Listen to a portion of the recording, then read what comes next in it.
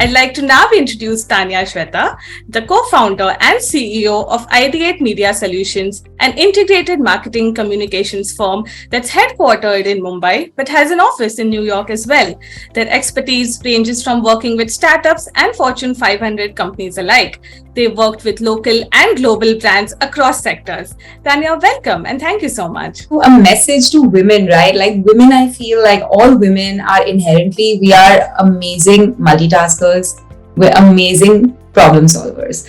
And I also think that we have a really, really strong intuition as compared to men. I feel like as women, we just know what is going to work and what's not going to work, or we have this intuition to understand that things are going to go in a certain way. So these are all amazing qualities that we have as women, right?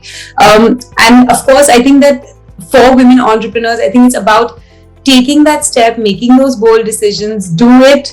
Obviously, you already have all of these aspects in your personality to understand that before you make that decision, you're already going to be thinking it through. Don't overthink it. Definitely. I think that's a very important aspect. As Priya mentioned, sometimes we get stuck in that space. So, make bold decisions.